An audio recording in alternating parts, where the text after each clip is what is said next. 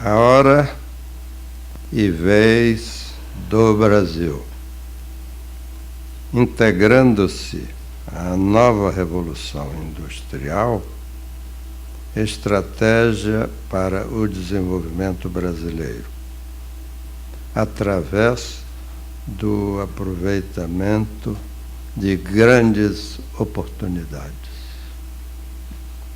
econômicas, sociais, culturais,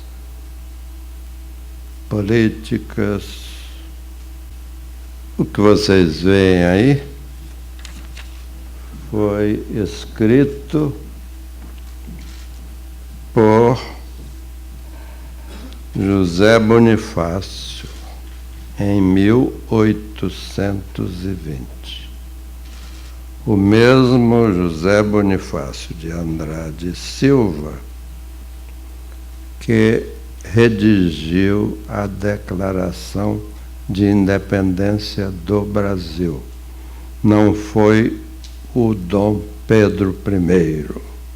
É um texto sobre o caráter geral dos brasileiros. Os brasileiros são entusiastas do belo ideal, amigos da sua liberdade, e mal sofrem perder as regalias que uma vez adquiriram. Obedientes ao justo, inimigos do arbitrário, suportam melhor o roubo que o vilipêndio, ignorantes por natureza. De imaginação brilhante, e por aí vai. Ariano Suassuna. A razão manda que a gente fique em casa. E o sonho é que leva a gente para a frente. Roberto Campos, em julho de 1964, que foi um pouco depois de eu o ter conhecido. Precisamos pensar o Brasil no médio e longo prazo. Ninguém vai levar o Brasil à desgraça. Delfim Neto, em 19 de março de 2015. Isso vai sair, esse dito do Delfim vai sair no livro do Fórum que nós vamos publicar em breve, relativo a esta sessão de abertura. Ricardo Paes de Barros. Crescer é a melhor política social no Brasil. Ricardo Paes de Barros, abril de 2015, 14 de abril. O Brasil precisa integrar-se à maior revolução industrial, a nova revolução industrial, a maior desde 1790. Por que 1790? Porque foi quando se criou o sistema de fábricas. Há um estudo do Instituto de Tecnologia de Massachusetts que diz: há 3 forças básicas nessa nova revolução industrial. Primeiro, avanço tecnológico mais rápido, de tal modo que nós vamos poder ter máquinas inteligentes. Exemplo, robôs capazes de tomar decisões. Segundo, a digitalização sem fronteiras. Hoje é possível digitalizar praticamente tudo. Documentos, mapas, fotos, vídeos. Feita a digitalização, você pode mandar para a China, para o Japão, ou seja, você pode universalizar a digitalização. Terceira força, novas frentes de inovação. Por exemplo, nanoeletrônica. Não é nanotecnologia. Nanoeletrônica é a eletrônica do futuro. Foi utilizando a nanoeletrônica que o Barack Obama pôde invadir o celular da Dilma. Nós podemos dizer, como Aldous Huxley, é o admirável mundo novo. Integrando-se à nova revolução industrial, estratégia para o desenvolvimento brasileiro destinado ao aproveitamento de grandes oportunidades. Vamos agora ao que mais interessa. Bases do modelo: desenvolvimento de capital humano, educação moderna em sentido humanista. A geração endógena do conhecimento se baseia principalmente no investimento em capital humano, que compreende educação de qualidade e aprendizado, que é experiência.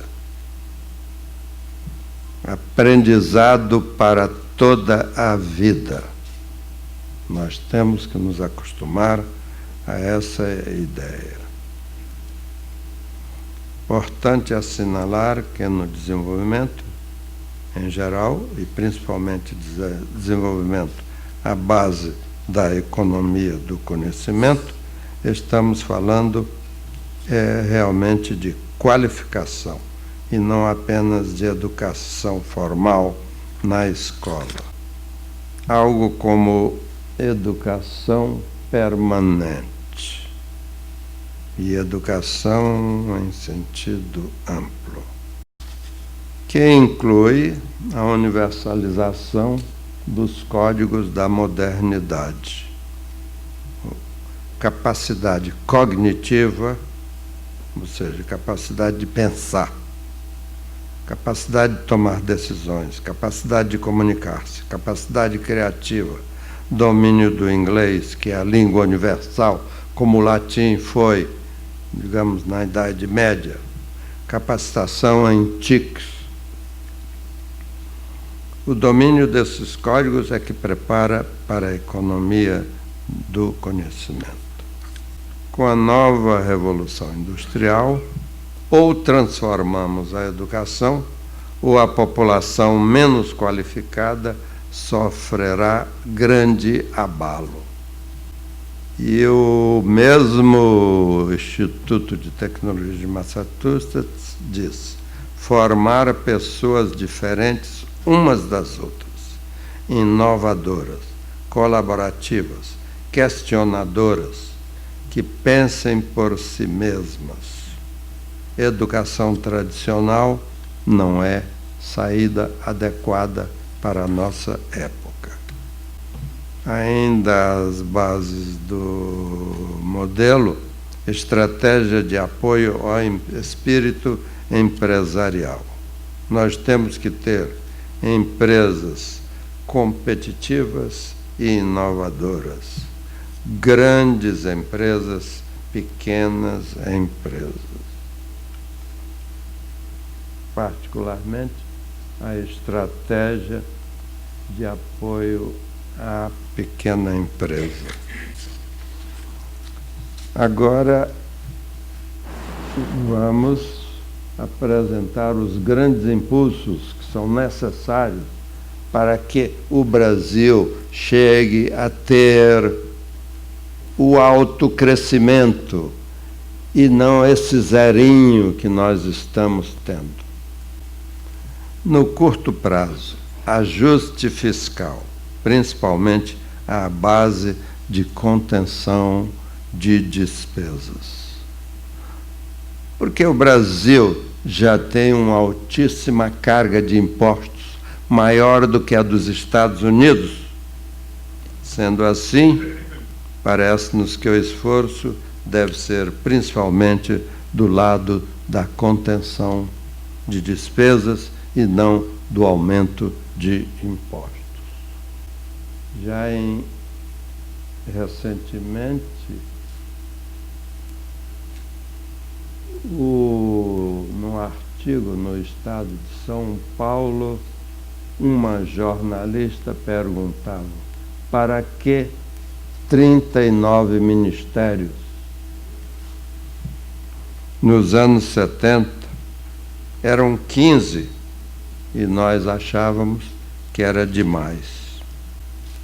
O Instituto IBMEC, cujo presidente se encontra aqui, fez uma proposta de maior participação das empresas no mercado de capitais, porque a parcela das empresas brasileiras que participam do mercado de capitais é muito pequena.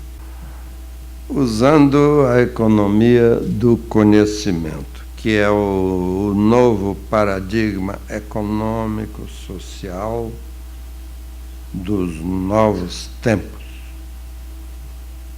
Segundo a OECD, 50% do PIB dos países desenvolvidos resultam da geração e difusão do conhecimento.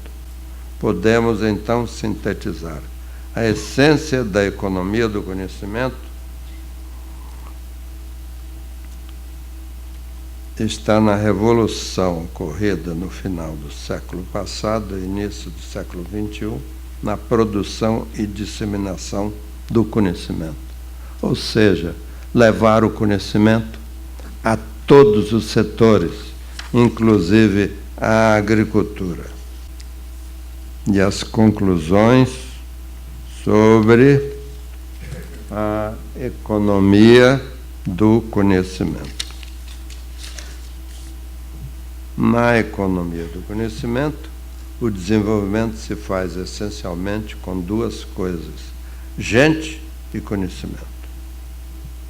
Economia moderna e sociedade humanista. Importância dos valores humanistas, inclusive para evitar uma globalização excludente. E a síntese: conhecimento é um paraíso. Usando o modelo escandinavo, que é o novo supermodelo, os países escandinavos, que há 100 anos atrás eram pobres, começaram desenvolvendo setores intensivos em recursos naturais. E em desvantagem, porque uma árvore de eucalipto leva 70 anos para chegar à idade de corte. No Brasil, leva 4 anos e meio. 4 anos e meio, por questões de clima, obviamente. E hoje, esses países escandinavos exportam aviões, carros de luxo, móveis de design sofisticado, equipamentos de telecomunicações. Além disso, recentemente estão se transformando em supermodelo, através de reformas do setor público, tornando o Estado muito mais eficiente, menos dispendioso e transparente. Temos, pois, muito a aprender com o modelo escandinavo. Estamos concluindo. Estratégia de desenvolvimento com maior inserção do Brasil na economia internacional. Grande expansão das exportações e das importações. e grande integração do país nas cadeias produtivas mundiais, na indústria, nos serviços, nas commodities. Aliás, uma coisa que se observa neste novo modelo industrial é que é difícil distinguir o que é indústria de serviços. Por exemplo, tomemos as tecnologias de informação de comunicação e comunicações. Elas estão geralmente interligadas com setores que tradicionalmente eram indústrias. Os pilares da competitividade são 4. Isso é um trabalho da Confederação Nacional do Comércio. Foi escrito pelo Galvez. Se é Confederação Nacional do Governo, pode apostar que foi escrito pelo Galvez. Os 4 pilares são desempenho econômico, eficiência do governo, capacidade empresarial e infraestrutura. Para que o acionamento de todos esses impulsos que nós citamos? Para o aproveitamento de grandes oportunidades econômicas, sociais, culturais, políticas ambientais. Importante, então, atentar para o seguinte: desenvolvimento das tecnologias do futuro, desenvolvimento dos setores intensivos em recursos naturais, desenvolvimento social, desenvolvimento cultural, estratégia de apoio ao espírito empresarial, como dissemos, desenvolvimento ambiental de uma forma nova, através de um PIB verde. Se quiserem conhecer estas oportunidades, é só ler este livrinho que nós estamos lançando, A Hora e Vez do Brasil, Visão Estratégica do País, com capa da Tarsila do Amaral, e também um outro, Brasil, o País das Oportunidades, que é ainda mais específico quanto a essa questão de oportunidades. Concluindo, objetivo final da estratégia. Primeiro, levar o Brasil para o alto crescimento. Taxa de 5% a 6% ao ano, como dissemos. A mais longo prazo, Brasil, país desenvolvido em 2 ou 3 décadas. Muito obrigado.